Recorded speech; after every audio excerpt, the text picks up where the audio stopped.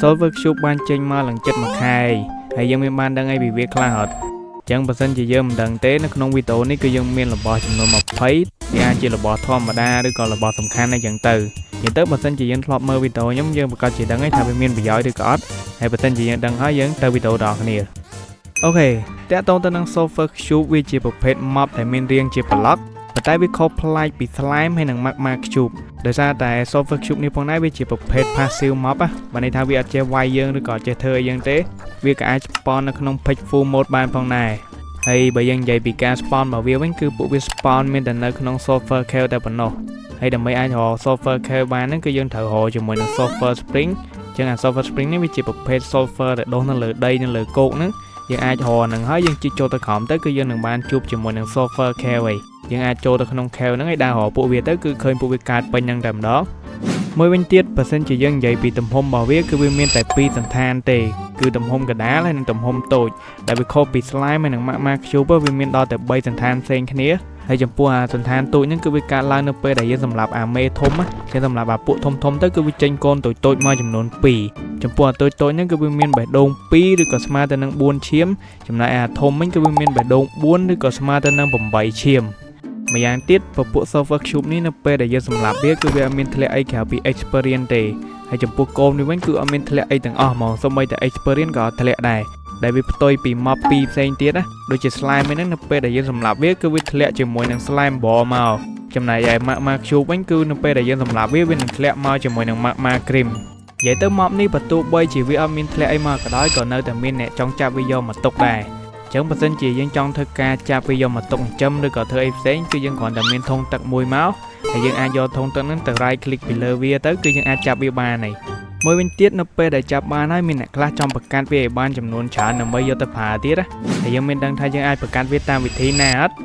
ហ្នឹងហើយបើសិនជាយកដឹងទេតាក់ទងទៅនឹង solver cube គឺថាកូនរបស់វាអាចលូតលាស់ធំបានណាបើន័យថានៅរាល់ពេលដែលយើងសម្រាប់ solver cube ទៅហើយវានឹងចេញកូនមកចំនួន2ចឹងនៅពេលដែលយើងទុកឲ្យវាចាំរយៈពេលប្រហែលជា20នាទីទៅគឺកូននឹងអាចលូតលាស់ធំទៅជា solver cube ដំណាក់កាលធំបានណាឬក៏ម្យ៉ាងទៀតយើងអាចយកជាមួយនឹង slime ball ឬក៏ magma cream ទៅបញ្ចុកវាទៅវាក៏អាចធំបានដូចគ្នាហើយបន្ទាប់ពីវាធំហើយគឺយើងអាចធ្វើតាមវិធីដដែលសម្រាប់វាឲ្យរងចាំឲ្យវាធំចឹងទៀតទៅគឺយើងនឹងទទួលបាន solver cube ច្រើនទៅហើយអូខេមកដល់ត្រង់ចំណុចនេះគឺវាអាចមានបញ្ហាមួយកើតឡើងដោយសារតែនៅរាល់ពេលដែលយើងបង្កាត់ solver cube ហើយយើងអត់នៅក្បែរវាចឹងវានឹងធ្វើឲ្យពួកនឹង spawn បាត់ទៅវិញហ្មងប៉ុន្តែកុំភ័យដោយសារតែបញ្ហានេះគឺយើងមានដំណោះស្រាយ2ចឹងដំណោះស្រាយទី1ហ្នឹងគឺយើងអាចប្រើជាមួយនឹង name tag ដែលយើងក្រាបវាបានដោយប្រើกระดาษមួយហើយនិងកន្តិចដែកមួយចឹងបន្ទាប់ពីយើងក្រាស់ហើយយើងយកវាទៅដូរឈ្មោះដាក់អីក៏បានដែរតាមចិត្តរបស់យើងហើយយើងយកទៅចុច mouse ស្ដាំពីលើវាទៅគឺយើងនឹងអាចដាក់ឈ្មោះវាបានហើយដោយការទៅដាក់ឈ្មោះឲ្យពួកវានេះគឺវានឹងធ្វើឲ្យពួកនឹងអត់អាច despawn បានទេ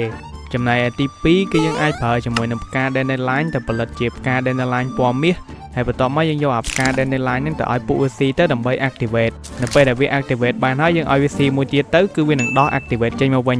ហើយការដែលដោះ activate នេះគឺយើងអាចធ្វើឲ្យអាពួក solver cube ហ្នឹងនៅតែអាចលូតលាស់បានធម្មតាអញ្ចឹងណាដែលវាធ្វើឲ្យពួកហ្នឹងអាចលូតលាស់ធំហើយវាអត់ despawn ទៀតហើយចំពោះអាពពួក solver cube នេះគឺថាវាមានចំណុចសំខាន់មួយដែលខុសពី mob ដទៃទៀតណាព្រោះពួកវាជា mob តែមួយគត់ដែលអាចលេប block បាននៅក្នុង Minecraft ហើយរបៀបដែលវាលេបហ្នឹងគឺទី1យើងអាចយក block ហ្នឹងទៅបញ្ចុកវាទៅគឺវាអាចលេបបានហើយចំណែកឯមួយទៀតគឺយើងអាចបោះ block ហ្នឹងទៅដីទៅក៏វាអាចរើសលេបបានដោយខ្លួនឯងដែរឬក៏ម្យ៉ាងទៀតយើងក៏អាចប្រើជាមួយនឹង dispenser ដើម្បីបាញ់ block ចូលខ្លួនវាបានដូចគ្នាចឹងយើងគ្រាន់តែដាក់អា dispenser ហ្នឹងពីចំហៀងឬក៏ពីក្រោម solver cube ហ្នឹងទៅហើយយើងចុចកងតាក់ទៅវាអាចបាញ់ block ចេញពីក្នុង dispenser ហ្នឹងបានហើយដែលយើងអាចច្នៃវាធ្វើជាម៉ាស៊ីនដើម្បីដាក់ block ចូលទៅក្នុងខ្លួនរបស់វាអូតូបានណាហើយបន្ទាប់ពីយើងដាក់ចូលខ្លួនវាហើយយើងក៏អាចដកចេញមកវិញបានដូចគ្នាដែលយើងគ្រាន់តែប្រើកន្ត្រៃមួយទៅចុច mouse ស្ដាំពីលើវាទៅគឺ block នឹងជ្រុះចេញពីខ្លួនវាតែឯងហើយឬក៏ម្យ៉ាងទៀតយើងអាចធ្វើការសម្លាប់វាទៅក៏ block ធ្លាក់ចេញពីខ្លួនវាដូចគ្នាតែតោះនឹងការលេប block នេះយើងក៏អាចមើលដឹងថាវាអាចលេប block ណាបានឬក៏ block ណាបានដែរដែលនៅរាល់ពេលដែលយើងកាន់ block ណាដែលវាអាចលេបបានហើយដើរទៅចិត្តវាគឺវានឹងដេញតាមយើងហ្មងនិយាយទៅគឺវាដេញតាមលេប block របស់យើងហ្មងចឹងបានន័យថា block ដែលយើងកាន់ហ្នឹងគឺវាអាចលេបបានប៉ុន្តែបើសិនជាយើងធ្វើការកាន់ block ណាផ្សេងដែលវាលេបអត់បានណាចឹងយើងដើរទៅចិត្តវាគឺវាអត់ខ្វល់ពីយើងទេទោះបីជាយើងបោះឲ្យវាក៏ដោយក៏វាខ្ពើមើលដែរម្យ៉ាងទៀតនៅពេលដែលវាលេប block ហើយគឺវាអាចធ្វើអា solver cube ហ្នឹងវាចេះឡងចេះ load ឬក៏ចេះល្អិតជាដើម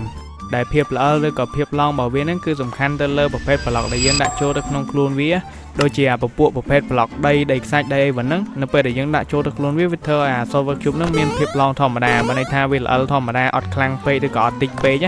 ាមួយទៀតគឺប្រភេទប្លុកឈើមិនថាឈើអីក៏ដោយនៅពេលដែលយើងដាក់ចូលទៅក្នុងខ្លួន Solver Cube ហ្នឹងគឺវាធ្វើឲ្យ Solver Cube ហ្នឹងមានភាពល្អខ្លាំងឡងក៏ខ្លាំងលោតក៏ខ្លាំងហើយល្អក៏ខ្លាំងដែរបន្តមកទៀតយើងមានប្លុកប្រភេទថ្មមិនថាថ្មអីក៏ដោយដូចជា Obsidian នេះហ្នឹងចឹងហ្នឹងពេលដែលដាក់ចូលទៅក្នុង Solver Cube វាធ្វើឲ្យ Solver Cube ហ្នឹងវានៅតែលោតខ្លាំងធម្មតាគាត់ថាវាល្អឬក៏ឡងឯវិញវាបានតិចទេវាអត់សូវខ្លាំងណាចំណែកអានេះវិញគឺប្លុកដែលធ្វើមកពីលោហៈយើងមានដែកមានមាសអីចឹងទៅចឹងប្រភេទប្លុកហ្នឹងគឺវាធ្ងន់ចឹងទៅវាធ្វើឲ្យ Solver Cube អត់សូវលោតឬក៏អត់សូវឡងអត់សូវល្អខ្លាំងទេវាធ្ងន់ដោយប្លុកហ្នឹងដែរបើពួកនេះវិញគឺប្រភេទប្លុករុក្ខជាតិប្លុករុក្ខជាតិហ្នឹងពេលដែលយើងដាក់ចូលទៅក្នុង Solver Cube វាធ្វើឲ្យ Solver Cube ហ្នឹងមានភាពល្អខ្លាំងគាត់ថាភាពឡងឬក៏ភាពលោតរបស់វាហ្នឹងគឺអត់សូវខ្លាំងប្រហែលទេមួយទៀតគឺប្លុកហូមជាមប្លុកនេះគឺវាធ្វើឲ្យ Solver Cube ហ្នឹងវាល្អតិចហើយដែលសំខាន់ហ្នឹងគឺថានៅពេលដែលប្លុកហ្នឹងស្ថិតនៅលើអាកាសគឺវាធ្លាក់មកយឺតមែនតើដោយសារតែប្លុកហ្នឹងវាស្រាលបន្ទាប់មកយើងមានជាមួយនឹងប្លុកតកកនេះគឺវាអាចធ្វើឲ្យ Solver Cube យើងមានភាពល្អហើយវាអត់មានភាពឡងឬក៏អត់មានភាពលោតអីទាំងអស់ហើយនេះវិញគឺប្រភេទប្លុកផ្សិតចឹងប្លុកហ្នឹងពេលដែលដាក់ចូលទៅក្នុង Solver Cube វាធ្វើឲ្យ Solver Cube យើងវារៀងយឺតណាវាល្អតិចឡងតិចលោតតិចនិយាយទៅគឺតិចទាំងអស់ចំណែកសូសែនេះនិងសូសយនេះវិញគឺធ្ងន់ជាងគេមកក្នុងចំណោមប្លុកទាំងអស់ព្រោះថានេះពេលដែលដាក់ចូលក្នុង Solver Cube គឺវាអត់មានឡងអត់មានលោតអត់មានអីទាំងអស់និយាយទៅគឺធ្ងន់យកតែមែនតែនហ៎រីឯប្លុកទឹកខ្មុំនេះវាអាចធ្វើឲ្យ Solver Cube ស្អិតដែរគាត់ថាមិនស្អិតខ្លាំងពេកទេវាអាចខ្ទាតអាចអីធម្មតាគាត់ថាខ្ទាតទៅប៉ះឡើយណាគឺវាស្អិតជាប់ឡើយហ្នឹងហ្មងហើយចំពោះម៉ាក់ប្លុកវិញវាជាប្រភេទប្លុកក្តៅចឹងពេលដែលដាក់ចូលទៅក្នុង Solver Cube វាធ្វើឲ្យ Solver Cube ក្តៅយើងដើរទៅប៉ះវាគឺវាធ្វើយើងអាលាកហ្មងចំណែកចុងក្រោយគឺ TNT នេះវាជាប្រភេទប្លុកផ្ទុះចឹងដាក់ចូលទៅក្នុង Solver Cube ទៅយើងអាចដុតបំផ្ទុះវាបានមួយទៀតនៅពេលដែលយើងដាក់ប្លុកចូលទៅក្នុងខ្លួន Solver Cube នេះគឺវាមិនត្រឹមតែឡងឬក៏លោតធម្មតាទេប៉ុន្តែគឺវាអាចទប់ damage សឹងតែ 99% ហ្មងដូចជា damage ដែលយើងវាយ damage ដែលយើងបាញ់ឬក៏ damage ដែលផ្ទុះនេះគឺអាចទប់បានទាំងអស់ចំណែកឯ 1% ទៀតគឺជា damage ដែលវាទប់អត់បានយើងមានដូចជា damage ដែលចេញពីថ្នាំស៊ីឈាម damage ដែលចេញពីភ្លើង damage ដែលចេញពី lava ហើយនិង damage ដែលថប់ដង្ហើមពួកនេះគឺសុទ្ធតែអាចសម្លាប់ពេលបានទាំងអស់ប៉ុន្តែយើងមិនដែលដឹងទេថាភាពឡងរបស់វាមិនថាតិចឬក៏ខ្លាំងក៏ដោយគឺវាសំខាន់ទៅលើ damage ចឹងនៅរាល់ពេលដែលយើងបញ្ចេញ damage ទៅលើ Solver Cube ហើយវាអត់ងាប់ទេគឺថាវានឹងធ្វើឲ្យ Solver Cube នឹងឡងខ្លាំងមែនតើឥឡូវយើងមើលទៅពេលដែលខ្ញុំវាយដៃធម្មតាគឺថាវាឡងតែបន្តិចទេដោយសារតែ damage ខ្ញុំមានតិចណាប៉ុន្តែនៅពេលដែលខ្ញុំដាក់ effect strength ចំនួន2ឲ្យ55 level គឺនៅពេលដែលខ្ញុំវាយទៅតាមបន្តិចគឺវាប៉ាងដល់ណាដល់ណៃបាត់ទៅមកឆឹងហ្មងម្យ៉ាងវិញទៀតតកតងទៅនឹង knockback ក៏វារៀងប្លែកដែរដោយសារតែ mob ផ្សេងៗនៅក្នុង Minecraft នៅពេលដែលយើងវាយគឺវាខ្ទាតទៅតែពីចំហៀងបានន័យថាផ្ទៃរៀបនៅពេលដែលយើងវាយពីលើពីក្រោមឬក៏ពីចំហៀងអីក៏ដោយគឺវាខ្ទាតតែផ្ទៃរៀបទេប៉ុន្តែចំពោះ Solver Cube វិញគឺថាវាអត់ចឹងទេនៅពេលដែលយើងវាយពីមុខគឺវាខ្ទាតទៅពីមុខហើយបើយើងវាយឡើងទៅលើគឺវាខ្ទាតទៅលើបើយើងវាយចូលទៅក្រោមគឺវាខ្ទាតចូលទៅក្រោមបានន័យថា knockback វាគឺមានទិសដៅត្រឹមត្រូវហើយមិនតែប៉ុណ្្នឹងឯងវានៅមានចំណុចមួយទៀតដែលធ្វើឲ្យវាខុសប្លែកពី mob ផ្សេងចិត្តដាច់ហ្មងចឹងយើងច្បាស់ជាដឹងថា mob នៅក្នុង Minecraft ទាំងអស់គឺវាអាចឡើងចដាបានទេបើទោះបីជាយើងកាន់ចំណីកាន់អីក៏ដោយនៅពេលដែលវាមកដល់ចដាគឺវានៅឈប់ផ្គាំងនៅហ្នឹងវាឡើងអត់រួចប៉ុន្តែបើងាកមក Solver Cube វិញគឺវាខុសពីនឹងដាច់ដោយសារតែ Solver Cube នៅពេលដែលយើងកាន់ប្លុកដែលវាចង់លេបចឹងនៅពេលដែលយើងកាន់ឡើងចដាគឺវាដេញតាមយើងឡើងមកតាមចដាដែរអានេះជាធម្មតាវាមានតែយើងឯណាដែលឡើងចដា mob ផ្សេងៗអត់មានទេប៉ុន្តែ Solver Cube នេះវាប្លែកពីគេមែនតើហើយដែលកាន់តែប្លែកពីគេបន្ថែមទៀតនោះគឺថានៅពេលដែលយើងបោះអាទឹកបំបាំងកាយចំអា Solver Cube ដែលមានប្លុកក្នុងខ្លួនវាពេលដែលយើងបោះទៅវាធ្វើឲ្យវាបំបាំងកាយនៅសល់តែប្លុកក្នុងហ្នឹងទេដល់ពេលយើងវាយអាប្លុកហ្នឹងទៅអាប្លុកហ្នឹងវាខ្ទាតចុះឡើងមើលមកដូចប្លុកនៅក្នុង Minecraft ចេះដើរអញ្ចឹងណាអានេះយើងអាចប្រើវាដើម្បីច្នៃចេញជារបស់ប្លែកៗបានជាច្រើនមែនតើឥឡូវយើងចាំមើលខ្ញុំដាក់អា Solver Cube នេះនៅក្នុងក្លុកដែលមាន slab ដល់ពេលដាក់ទៅហើយយើងគប់ទឹកបំបាំងកាយគឺវានៅសល់តែប្លុកទេហើយអាប្លុកហ្នឹងគេវាមើលមកវាឃើញតែមួយកណាត់ដោយសារតែវាស្ថិតនៅក្នុងក្លុកហើយមិនតែប៉ុណ្្នឹងឯងវានៅមានរបស់មួយទៀតក៏យើងអាចលេងមួយអា Solver Cube នឹងបានដូចគ្នាចឹងយើងដឹងហើយថានៅពេលដែលយើងថែមឆ្កែមកគឺឆ្កែនឹងអាចការពារយើងបានណាយើងអាចបញ្ជាវាឲ្យទៅខំឬក៏វាយណាគេបានតាមចិត្តរបស់យើងដល់ពេលចឹងទៅនៅពេលដែលយើងទៅវាយអា Solver Cube ដែលមានប្លុកនៅក្នុងខ្លួនវាទៅពេលវាយទៅវាមិនអត់មាន damage ហើយអាឆ្កែខំអា Solver Cube ទៅគឺវាអត់ងាប់ទេវាមើលមកដូចអាឆ្កែហ្នឹងកំពុងលេងបាល់ហ្នឹងតំណងមែនតើប៉ុន្តែវាក៏មិនតំណងដល់ពីក្បាលនេះដែរ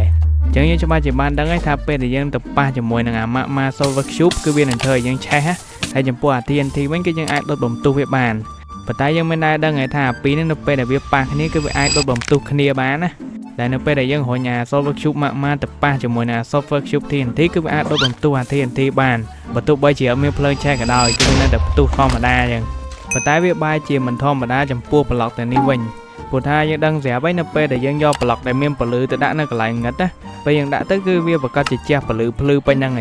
ហើយបើយើងយកវាមកដាក់នៅក្នុង Solver Cube ហើយយើងយក Solver Cube នោះទៅដាក់នៅកន្លែងងឹតវិញគឺវាអត់ភ្លឺទេហើយមិនតែពីរហ្នឹងឯងអាស្ប៉ុងហ្នឹងក៏អត់ដំណើរការដូចគ្នាព្រោះស្ប៉ុងពេលដែលយកដាក់ទៅទឹកគឺវាសូបទឹកណាប៉ុន្តែមកដាក់ក្នុង Solver Cube គឺវាអត់សូបទឹកវិញអត់ដឹងថាមកពីហេតុអីទេប្លុក3ហ្នឹងគឺអត់ដំណើរការសោះហ្មងវាដំណើរការខុសពីអាពួក TNT ហើយនិង Magma ហើយតើតើនឹង Solver Cube គឺយើងមានតែប៉ុណ្ណឹងបើសិនជាគិតថាវាសំខាន់យើងកុំភ្លេចចូលដេកដល់គ្នាបាយបាយ